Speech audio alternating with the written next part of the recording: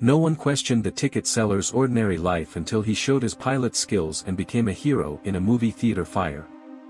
Hello, before we begin, please share in the comments which country you are watching this video from today. The town of Bakersfield in California seemed like an ordinary place from the outside. It had hot summers, quiet streets, and people who still knew each other by name. Every morning, people would drink coffee at the same corner and read the newspaper on the same bench. However, right in the middle of this town stood a structure that had withstood the test of time, the Starlight Theater. The Starlight wasn't one of those modern cinemas.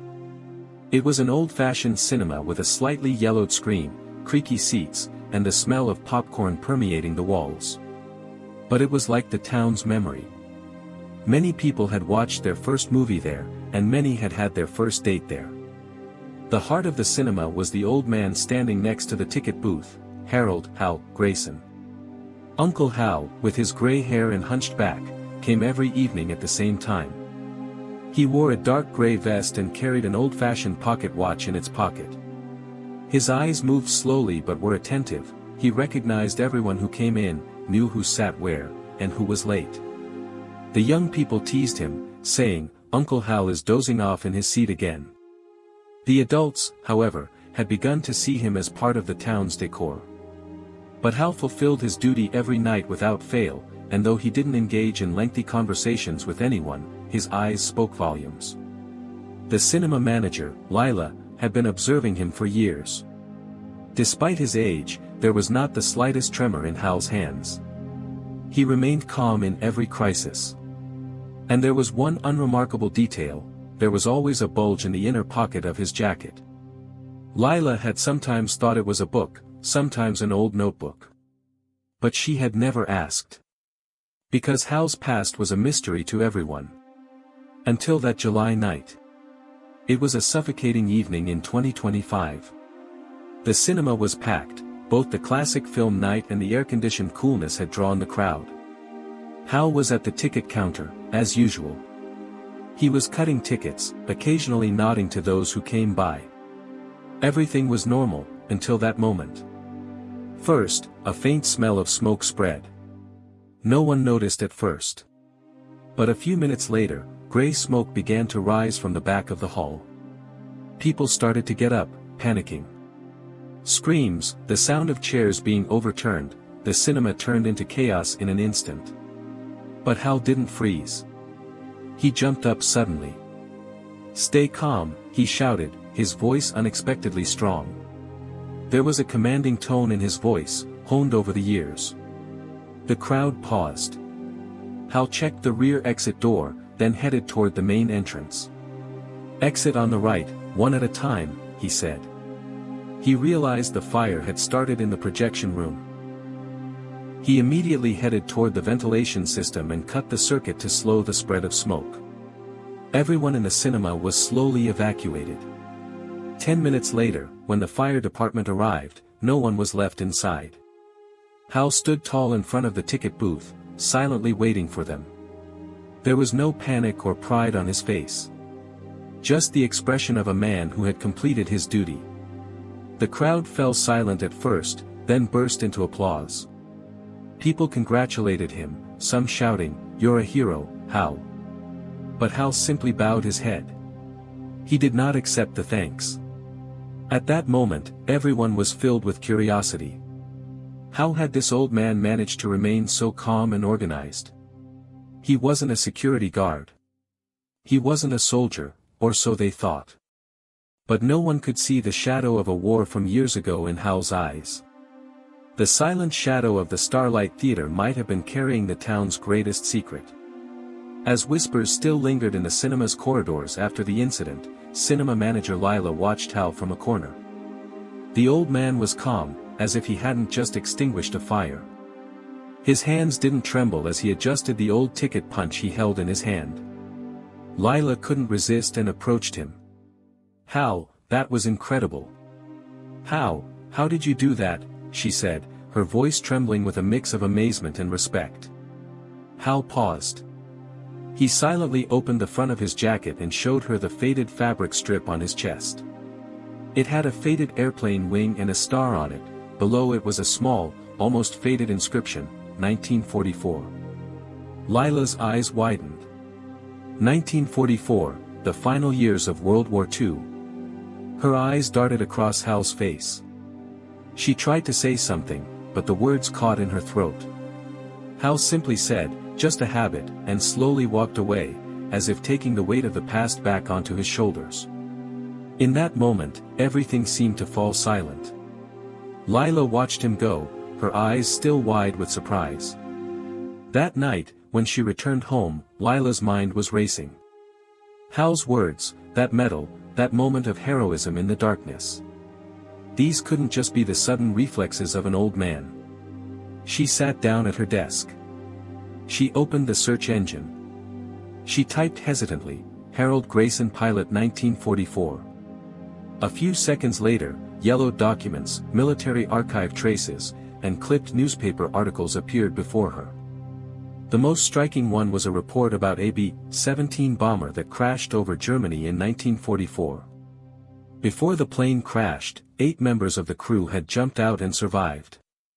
All of them had somehow survived, but the pilot was found in the forest with serious injuries.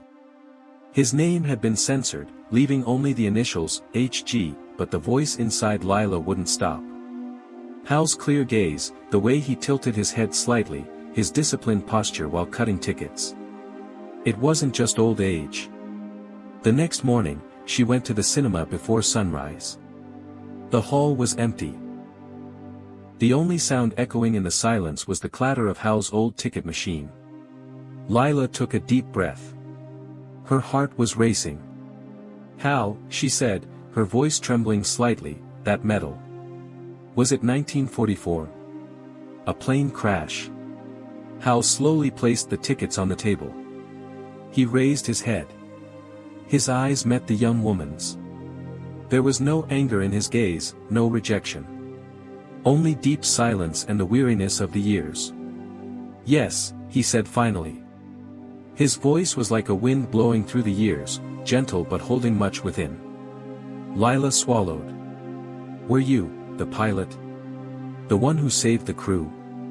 Hal didn't answer. He just bowed his head. His eyes closed for a moment, then opened. He turned slowly and continued cutting the tickets. But in that moment, the atmosphere in the room had changed. It was as if the walls of the cinema had learned the old man's secret. Lila stood there, frozen. Her eyes drifted to Hal's hands. Steady, determined, unshakable hands. The scars of war were still vivid, but Hal ruled them with silence. From that day on, the cinema staff began to look at Hal differently. No one asked outright, but everyone sensed something. Occasionally, someone would glance at him with a thank you look while taking their ticket. And Hal pretended not to hear those thanks. But everyone knew. Lila began to observe Hal with a different eye that week. She noticed his attention while cutting tickets. The calm but decisive movements of his hands, the distant look in his eyes that never faded. As if he were still in the cockpit of a bomber, as if he were still performing his old duty every day.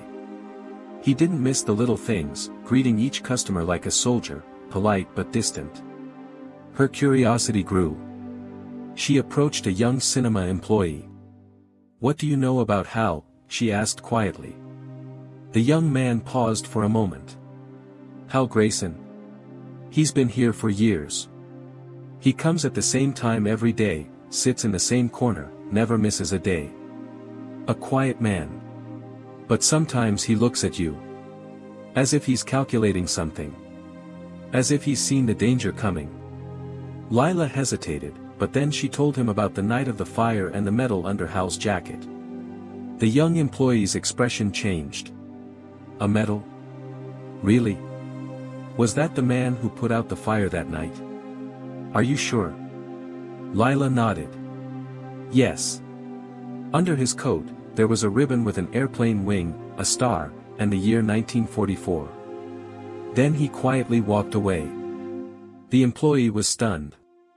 "Once," he said slowly, "there was a bird on the roof of the cinema. No one noticed. Hal just looked up and said, 'There's something there.' Sure enough, a sparrow was fluttering around.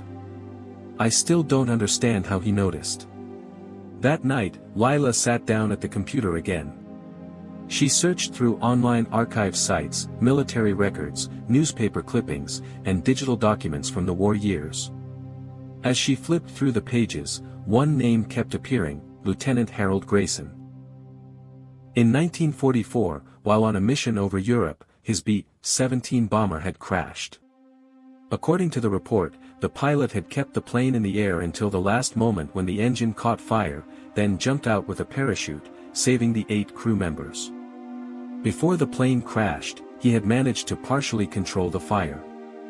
That's why the survivors called him the ghost pilot. However, most of the report was censored. His name, photos, and details of his heroism had remained on the dusty shelves of archives for years. Lila sat silently in front of the screen for a long time. Her heart was racing in her chest. Uncle Hal, the quiet ticket seller Harold Grayson, was that heroic pilot. But why had he kept it a secret? Why had he chosen a quiet life under the dim lights of a movie theater? And most importantly, why wasn't anyone talking about him? From that moment on, Lila's view of Hal had completely changed. She no longer saw him as just an old man cutting tickets, but as an echo from the depths of the past. The shadow of a hero still lingered in this theater, and only Lila could see it. Lila spread Hal's story around town. People began to look at Hal differently. One day, a note was found in the movie theater: "Lieutenant Grayson, thank you for your courage." Hal took the note and put it in his pocket. But that day, there was a sparkle in his eyes. The story spread throughout Bakersfield. A ceremony was held at the local VFW hall. Lila told Hal's story. An old pilot stood up. "I know Harold Grayson," he said. "He pulled me out of the plane in 1944. The hall filled with applause. Hal didn't attend the ceremony, but the next day he returned to Lila at the cinema. "Maybe flying continues here too," he said, smiling for the first time. The story ends with this question: have you ever met someone like Hal? Someone who quietly performs acts of heroism,